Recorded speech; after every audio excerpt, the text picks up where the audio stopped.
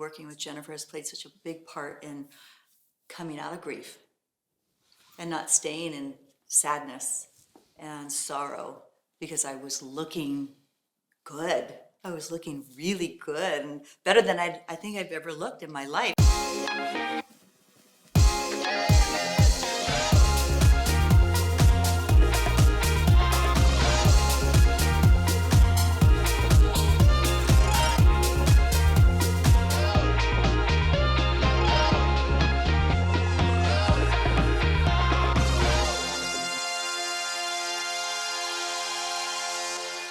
Hello, beautiful. Welcome to Aesthetic Influencers, where we explore the world of medical aesthetics and the relationship between inner and outer beauty.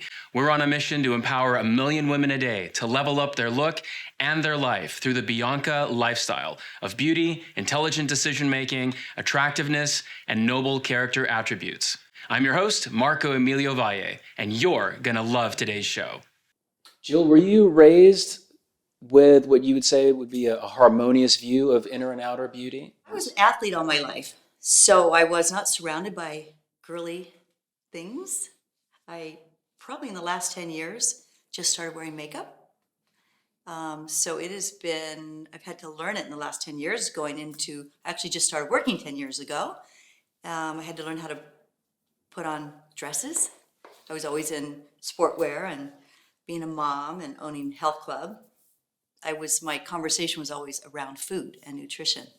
And then a really hard chapter of my life started in a dark journey with just things that happened in my life, just raising children and my husband passing away. I had to learn about self-care in a different way and started adding different ways to come out of my hard season.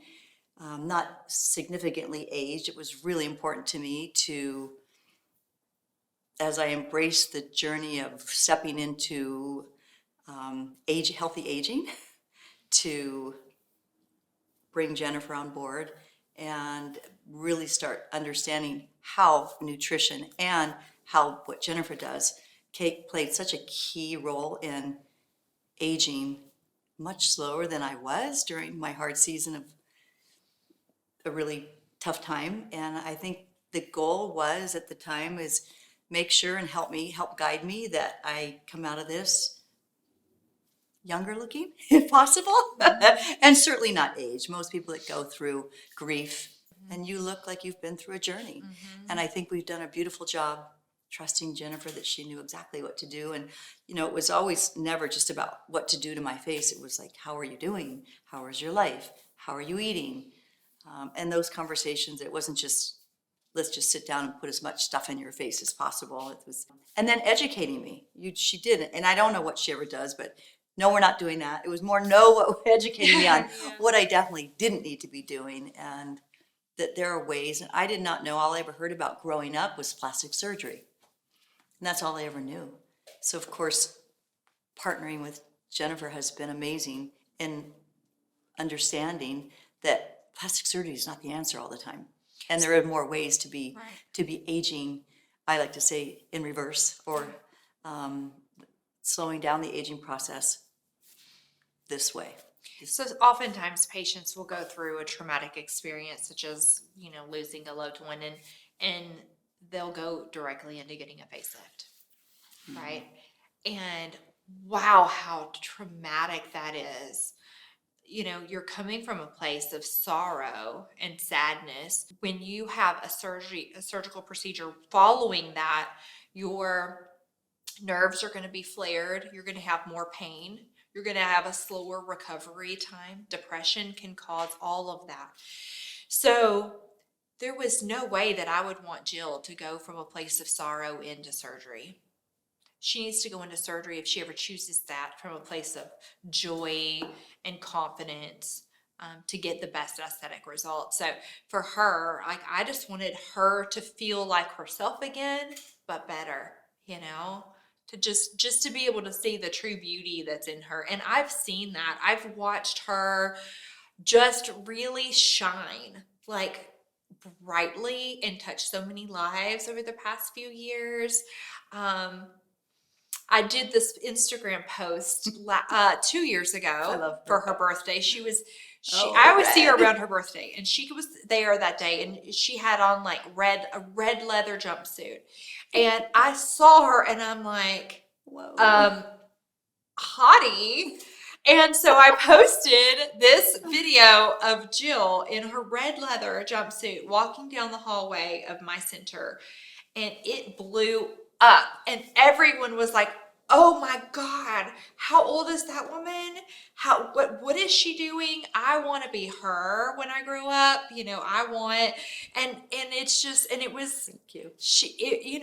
so how we carry ourselves and what we do here really It really affects your impacts inner- how we Yeah. carry ourselves. And I So- think too, it has played, working with Jennifer has played such a big part in coming out of grief and not staying in sadness and sorrow, because I was looking good. I was looking really good and better than I think I've ever looked in my life, which was really a hard thing to accomplish, going through a hard season of my life. And so I'm just so grateful. Jill she's aged very gracefully, and she has just a beautiful face. And so I've tried to keep her looking very natural by just recreating some of those deep fat pads that she's lost over time. Like, I do something called my signature framework lift on her, where we really go into the hairline to support tissue instead of filling the face itself. So really just structurally kind of supporting her tissue. And she takes really good care of her skin. So she does lots of great skin things. We've done Sculptra on her, which is one of my very favorite things. I guess if someone asked me what would be my favorite thing, it would probably be Sculptra, for the reason of just the people that I use Sculptra in, they look younger. They just do. And they don't look like they've had anything done. So, I mean, Jill gets stopped all the time, and people think she's like so much younger than she naturally is. And she's like, it's my secret. I'm not telling you. I tell everybody. They all come to you. No, I mean, like, just Yeah. not, you don't have to, we don't have to set age as a number anymore, right? Like, it's how old do we feel? And what I love about Jill is that she'll come in and she has a trust, because I've been injecting her for many years, and she has a trust with me where she says, well, what do you want to do, Jen? Like, what can we do? And sometimes she'll say, can we do something here? And no, we can't do that. No, not going to do that. Jill, we were talking about the balance of inner and outer beauty and the importance of having a supportive tribe around you. Tell me more about that.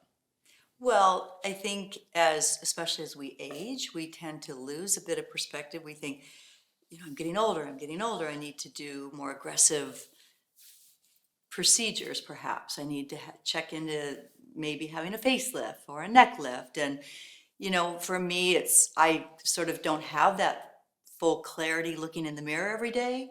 What am I really looking at? Do I really need to do that? Do I really need to be, having a procedure that really isn't necessary? Is there a simpler way to achieve the goal through Jennifer? And we've talked about this many times. Do I need a neck lift? Do I need, my chin pulled back? And of course, our theory is always, let's not cut the face.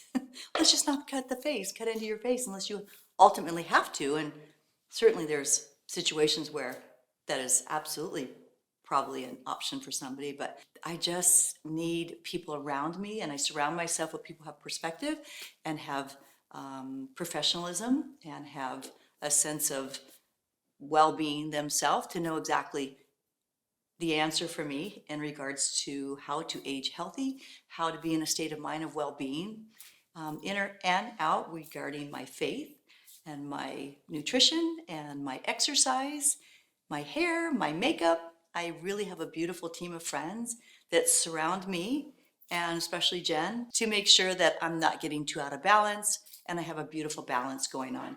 Otherwise, I think you can get really out of balance with what's happening in the world and society and the pressures. It's important to really surround yourself with people that will give you perspective. Jen, we talked earlier about how, in many respects, your role for your clients is similar to a therapist. How do you advise your clients and how do you assess when they should seek professional counseling? Absolutely. So I'm not a professional counselor, nor do I claim to be. So I have a huge network of medical trained providers that I refer my patients to. And I'm very open with patients about it.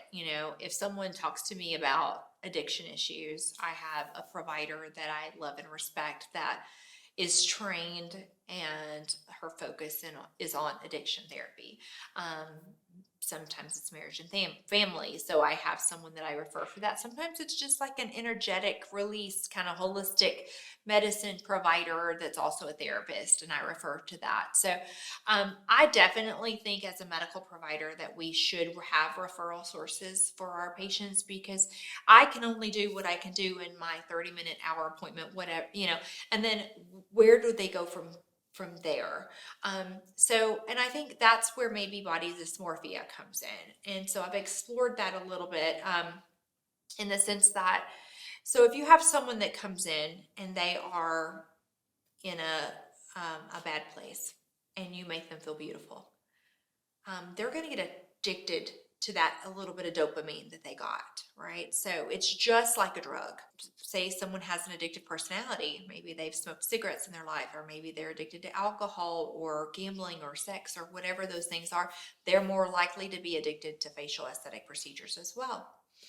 So we as medical providers have to learn to say no when someone comes back and they want more and more and more, and there's no need for the more and more and more, right?